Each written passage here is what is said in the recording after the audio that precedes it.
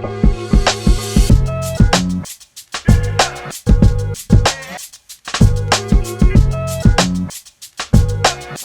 start with what's your background. Cool. So, my name is Nuaki Aru. I am a filmmaker, a martial artist, and a world explorer. I'm basically a knowledge seeker. Grew up in the UK. My dad's Jamaican and my mum's British. Wow. Grew up in the end of the 70s, 80s, where intermixed relationships was a weird thing as well. And, you know, like, my life has been really a quest for like knowledge of self. Like, who am I? Who are we as humans in the 21st century? How do we understand our history and our culture from a personalized perspective rather than how we've been wrongly taught to understand ourselves? You know, what does it mean to be a person with melanin or without melanin? I don't even like using these terms of black and white anymore because I've been through a journey where I understand that these are just political terms. They're not actually relational terms to who we are as human beings. And, you know, those of us that are considered black, we're brown. And people that are considered white are pink and beige and also brown. So these are political terms. This is going to go deep now. This told you, are you not ready for this, yeah? Yeah, some real intelligence coming up now. Go on. So my journey really has been a lot about kind of like identity and culture, like who are we, and how do I perceive myself as a person of mixed heritage. So I went down lots of the wrong paths as a young man, trying to find myself, looking at what it is to be a black man as a child. You know, I lived in very mixed environments in my early years in North London, and then when my parents separated. Wait. Did he just say North London? Man said North London. He said North London. Where in North London? Turnpike Lane. Oh my days, I'm from Tottenham. North. I'm from Tottenham, bro. You have to give me a spot there, right. You know. Sorry, guys, because we're in West and everybody seems that I need to be from Hammersmith or somewhere. People told me Alperton and I'm like, what? I do live around here now, though. Actually, I'm in West now. I'm West. I've been in West for the last 25 years still. So you made it out the hood, basically. No, because you know in North, that's how they see it. Like, you moved to West. Well, you're rich, yeah? You're like, no, I'm not. No. I live in Hammersmith, bro. I'm in Fulham. Like, Fulham is not, like, yeah. But yeah, no, carry on, bro. And then I lived in the countryside a lot. So I went from being in a very multicultural environment to being in a very British environment where I was the only brown person. And so how I was perceived in school, in culture, I came up a lot of clashes around a lot of racism. I went to private school for a period of time because my grandparents and my mum was like, you know, we're just letting him be wild and free. We should probably give him some discipline. Why don't we send him to private school? So they sent me to a private school that was hella racist and, you know, challenging to survive. And so... Do you feel like at that moment, sorry to cut you, do you feel like at that moment you was kind of like, that's what kind of put you in a category of like, you feel you're a bit alone, like when you're in 100%. Private school, like, I presumably feel like it comes across like you're saying you was the only, you know that saying, you're only black person in that school kind of thing. Yeah, so was you treated like that? Do you felt like everyone treated you they acted towards you like that, and that kind of put you in that mental space basically? 100%. To get you to do it. Because I know with Muay Thai, I know one of my closest friends, like, it literally does Muay Thai, innit? He loves it. And he's done Bali and he's done Thailand and that for like 6 weeks and all of that stuff, do you know what I mean? And I've been like, reading, and he's like, yo, you need to come. He'll break his knee, he'll break this one, he'll break that one, but you still see him going, and I'm like, bro, like, you're gonna die soon, innit? Don't do that, don't wanna lose you yet. We're only 36. But to him, he's like, no, but it's spiritual, and it's that one journey that he had when he went to Thailand and he come back, and I remember him saying to me, bro, like, I had the time of my life. Like, it was better than me going, he's Jamaican too, imagine. But it was like, yeah, it was better than me going to Jamaica, better than me going to Miami, better than me going here in New York, because I just felt like I was in tune. And he mentioned something about going to the top of the mountain or something like that. Or top of, is it mountain? Like with, what's those people called? The monks. Yeah, thank you. No, like he literally was with, he's like, yeah, like he met the monks. And he goes, he was the only black person in that group that met the monks right there.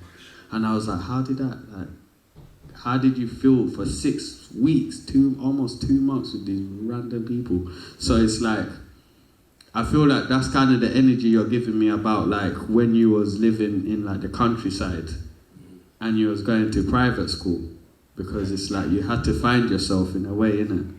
100%, man. And I think I grew up fighting. I was always against the curve, going against the stream. And so life was a lot of a fight as a young person. I got kicked out of private school, got kicked out of secondary school, got kicked out of all schools. You was the typical black youth in that private school. I got sent to like a referral unit school in the end.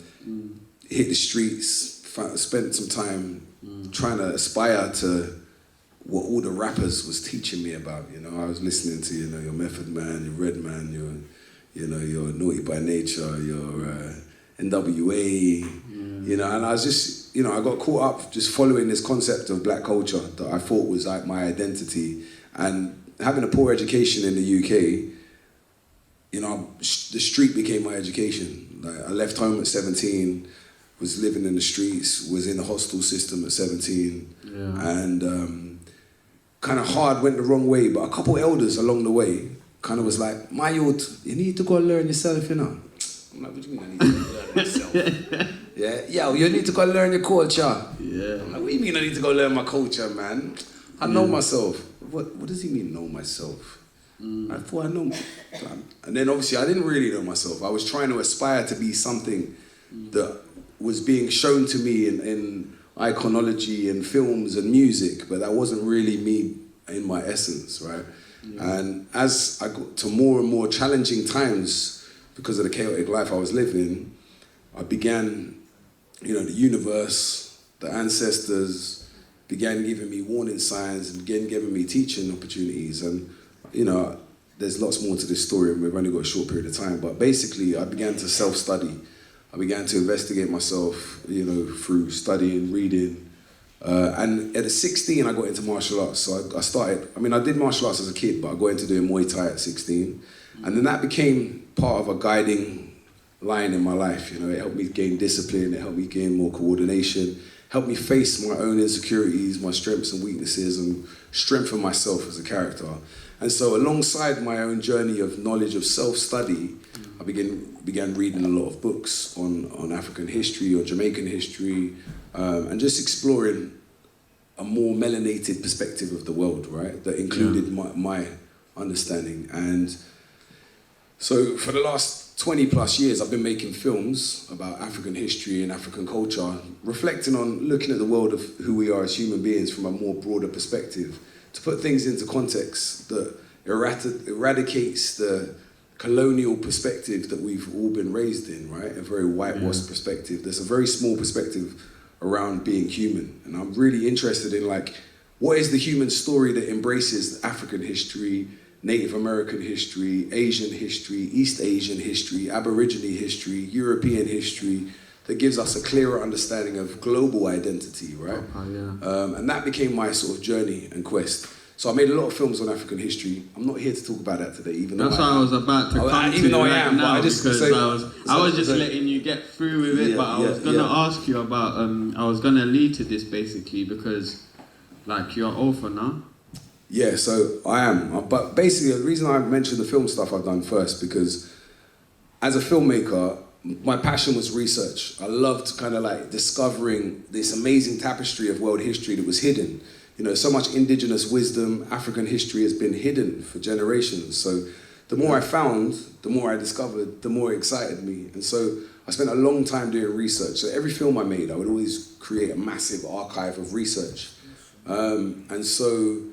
But then I would make an interesting film of visuals with music that would be an easy way to digest the research I had done, right?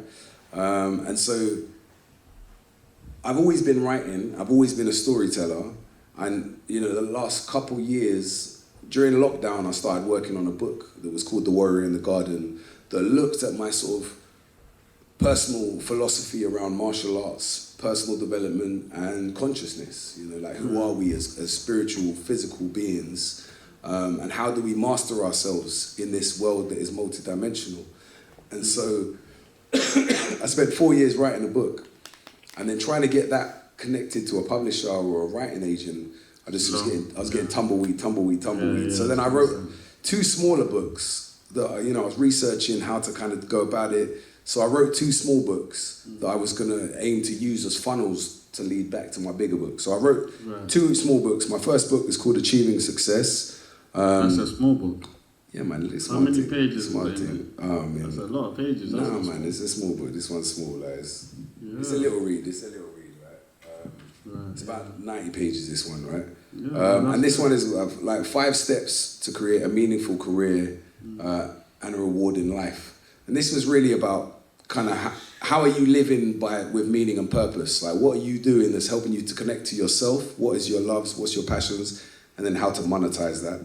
Then from that, I was like, let me write another small book that's kind of like part of my passion around research, right? How to find truth in the information age. So this book, my next book was called Decoding Misinformation. Yeah. And that is really like, we live in a time of information. How do we discern the knowledge that's everywhere, right? How do we fact check? How do we cross-reference? How do we build a clear library of knowledge that you have tried and tested, rather than just opinion-based, or rather than, I heard someone say this, I think it's that. Like, see it with your own, we live in a time of so many lies, right? There's so much lies around perception. And now more than ever, right, with AI and any video, it's crazy. You can't believe anything you see now online, right? Yeah. So how do you fact check? How do you cross-reference? How do you follow the money? How do you build a knowledge base of truth that has been investigated, right? Yeah. And then even how do you then compartmentalize, okay, this is information, this is what could be, but I can't fact check it, I don't know if it's real. This is what I personally know through experience, tried and tested and encountered. Yeah. This is what I believe. Like, what I believe doesn't mean it's true, doesn't mean it's false, but it just means what you believe. So you put your energy into that, right? And you have a clear awareness of what you're informed in, what you believe and what you know. And you realize that's my library. And then how can I transform what I am informed in to what I know? And how can I verify what I believe that is beneficial to the truth, right? Because you can believe good things and bad things. It just gives you energy to do something, right? You can believe something good's gonna happen, or will relate to your faith. You can believe something bad could happen, and that relates to fear, right? Yeah. And how do you manage your connection to those things? So anyway, I wrote this book that kind of helps people really explore decoding misinformation. And then, on my journey of trying to get my book, The Warrior in the Garden, published, I finally got a connection to a publishers. They were like, we really like your book. We were having a back and forth, good conversation. Then they were like, look, really sorry, because you've got so many philosophies in there, like you've got African philosophy, you've got Native American philosophy, you've got Asian philosophy, you've got modern science. We find multi-genres hard to sell for us personally. We specialize in East Asian philosophy. This is what this publisher said. And I'm like, well, look, I'm of mixed heritage. I think the world and indigenous cultures and indigenous wisdom crosses over so many lines. I want to present something that shows global consciousness and a connection to global consciousness. But they were like, look, we like your writing and we see that you've been doing Muay Thai. Would you be interested in writing a book about the spiritual dimensions of Muay Thai? So I was like, yeah, I would be. So they were like, well, look, here's our pitch document. Write 4 chapters, pitch your outline for the book, and we'll have some meetings around it. If we like it, we'll commission you to write it. So cut a long story short, they did that. So this is the book. I wrote The Essence of Muay Thai, A Warrior's Guide to Tradition and Its Spiritual Heart. And this was about a 2-year project to do this. This is actually a couple of the films I've made in the past. Okay, so they're short films, because you said you're a filmmaker. Right? Filmmaker, yeah. And these are my other couple books I've done. So this book is my first published book. So this just came out in October.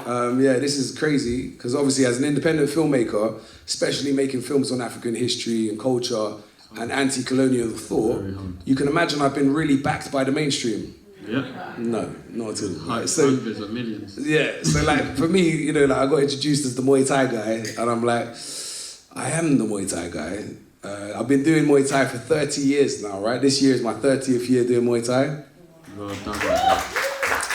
So it was such an honor to be able to do this book, because really I'm a revolutionary, a solutionary, a Pan-Africanist and somebody inspired by like global consciousness and raising consciousness.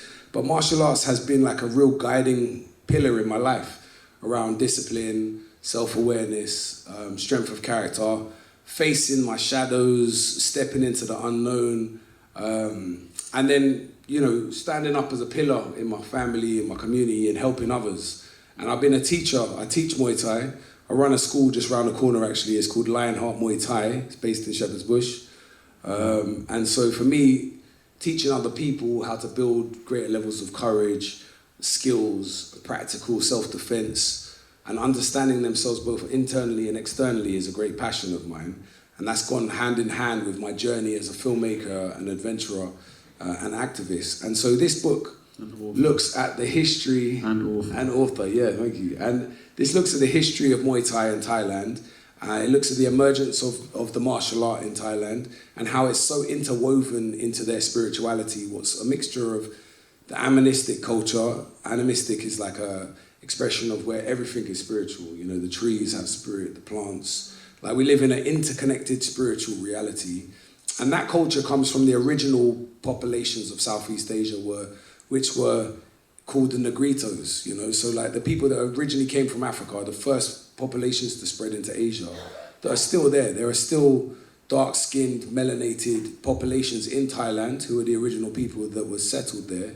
One tribe in Thailand are called the Mani, but you've got dark-skinned populations in Philippines, in Indonesia, all the way crossing down into Australia. And a lot of people aren't that aware of the dark-skinned populations of Asia that go back thousands of years. And so my book, we talk about that, but then we talk about how the Hindu culture had a massive influence and the Buddhist culture had an influence, and how this martial art, Muay Thai, in its early days originated as a protective tool, a fighting combative tool that was designed for the Siamese people to liberate themselves from the Khmer Empire. Now the Khmer Empire was a Cambodian empire that ruled Southeast Asia, and it was a very Hindu hierarchical culture. So like you had a god king, and then you had a real hierarchical class of nobles, and if you came under that, you were like submissive to that. And the Thais had been conquered by the Khmer Empire, and the Khmers had a really strong martial art system, but the Thais developed their own martial art system that is called Muay Thai. Well, the ancient term today is known as Muay Baran, what basically means ancient fighting, and it's the science of 8 limbs and 9 weapons. The 8 limbs are hands, elbows, knees, and kicks, and the 9th weapon is the head for headbutts. But really, the head is all about strategy and tactics, because as a fighting system, it's all chess. It's very much about strategy and tactics. And so the book conveys that, and then we go deep into the esoteric all practices. Of this in the book? Yeah, and we go Don't deep. give them too much. Don't give them too much, because you lot need to buy the book. It's like, where's your classes? You said you do the classes. Yeah, so I run a martial art academy. It's called Lionheart Muay Thai Academy. So you can find that on lionheartmuaythai.com. We're based in Shepherd's Bush. We have classes, kids classes on a Monday, but we've got classes Tuesday, Wednesday, Thursday, and Saturdays. I just came from a class now. There you go. And yeah, you can check out lots of this so information hyped on up the book. Can you lot feel that energy? I was like, right, let me just let him say what he's saying. But yeah, I've got lots to say, but I'm sorry, yeah, anyway. I'll probably overrun my time. But give thanks. Thank you for listening to me. Thanks for having me here. No, it's all right, man. Listen, well, apart from the classes, you on socials where they can find you? Yep, so we are on Instagram and TikTok under Lionheart Muay Thai Academy. As a filmmaker and explorer, you can find me online on Instagram at Nuakai.Aru, and I'm on LinkedIn as well, Facebook, Nuaki Aru. Nuaki Aru. Nuakai. I still say it wrong. Still say it, whatever. Oh, you got it. No, get it. No. Nuaki Aru, innit, guys? Nuakai. Get it. Nuakai, you know, like... You got it now. You got it. Nuakai. It's easy once you get it, I feel like right? I'm in Muay Thai now. Nuakai. Yeah, that's it. Lim Sally. My thing is this also, right? You know, I've got a European name, but I think it's important. Oh right? my, you see, I think it's important that you can't have. We've had to learn English and European names, right? You can't have I think it's important that people learn cultural names no. and remember cultural names, right? So, like, and embrace each other's names and embrace, like, it's not hard to learn a new name, even if it's unfamiliar to you. It's important to embrace people's names rather than be Europeanized and have your name Europeanized. Like, so, give thanks and thank you very much for your time, for listening to me today. Definitely, guys, give him a round of applause, please. Nuakai!